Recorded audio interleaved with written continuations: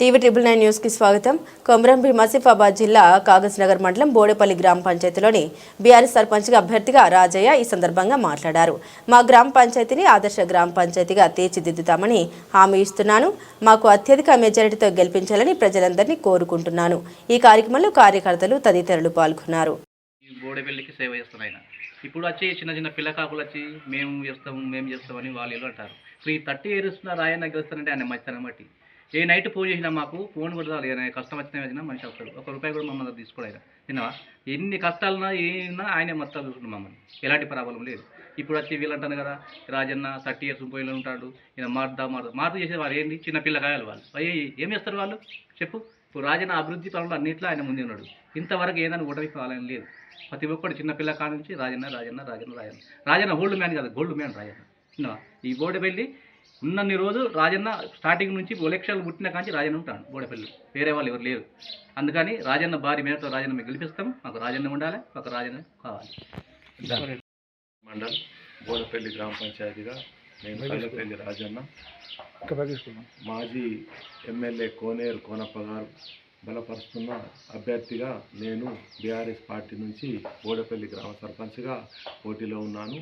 మరి నాకు మా గ్రామ ప్రజలు అత్యంత భారీ మెజార్టీతో గెలిపిస్తున్నారని నేను ఆశిస్తూ మా యొక్క ఫుట్బాల్ గుర్తుపై ఓటు వేయగలని నా యొక్క మనవి.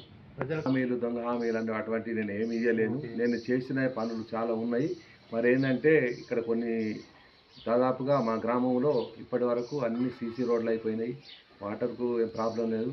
ఇంకా కొన్ని చిన్న చిన్న సమస్యలు ఏమంటే ఇంకా కొంచెం నీళ్ళు కాలువలు లేక నీరు సరిగ్గా దాదాపుగా ఒక 60-70 కోట్ల రూపాయల దాకా పనులు చేయించాం. సీసీ రోడ్డు కంప్లీట్ చేసినాం.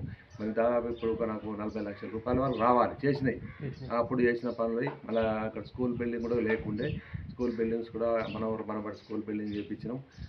మా మిషన్ భగీరథ నుంచి ఒక 4 వాటర్ ట్యాంక్స్ కట్టించినాం. మరి ఇంకా ఎన్నో మనకు ప్రజలకు కూడా లాక్డౌన్ టైంలో మీరు విద్యాపాఠ చేశాం. అటువంటి అక్కడ ఏం ఎఫెక్ట్ కాలే. ఒకరికిద్దరికి కరోనా వచ్చింది, వారిని కూడా హాస్పిటల్కి తీసుకెళ్ళి వైద్యం చేయించాము. మరి అలాగే ఇంకా కొన్ని ఎన్నో కార్యక్రమం మా దగ్గర దాదాపు ఒక 162 మంది కళ్యాణ లక్ష్మి చెక్కులు వచ్చినాయి. 100 మందికి బీసీ చెక్కులు కూడా వచ్చినాయి. ఇందిరమ్మ ఇల్లులు కూడా ఇప్పుడు 29 ఇళ్ళు వచ్చినాయి. ఇంకా ఎన్నో కార్యక్రమాలు చేశాను. దాదాపుగా ఏ సమస్య ఉన్నా ఊర్లోనే సమస్యలు చేశాము. మరి ఇంకా ముందు కూడా కొన్ని మా గ్రామ పంచాయతీకి సాధ్యమైనటువంటి పనులు చేయాలనే అభిప్రాయంతోనే మరి మళ్ళీ నాకు అవకాశం వచ్చింది. అవకాశం వచ్చినందుకు నేను సర్పంచ్గా నిలబడ్డాను. కాబట్టి ఇంకా కూడా కొన్ని సేవా కార్యక్రమాలు చేసే ఉంది. మరి మా ఊళ్ళో గ్రామ పంచాయతీ కూడా అసలు ఇక్కడ ఊర్లో అన్ని స్థలాలు లేకుండా కూడా గ్రామ పంచాయతీ ఇక్కడ స్థలం నేనే ఇచ్చాను. అక్కడ బిల్డింగ్ కూడా స్థలం లేకుండా మా ఇంటి దగ్గర ఇచ్చాను. మరి నాకు నా హోప్గా నా చేసే సాయంతో నేను చేసిన.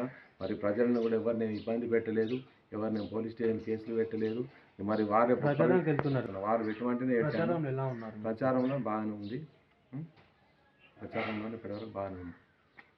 నా యొక్క గుర్తు ఫుట్బాల్ గుర్తుపై ఓటు వేసి నన్ను భారీ మెజార్టీతో నా యొక్క ప్రజలు నన్ను గెలిపించాలని కోరుకుంటూ నేను ముగించుకుంటాను.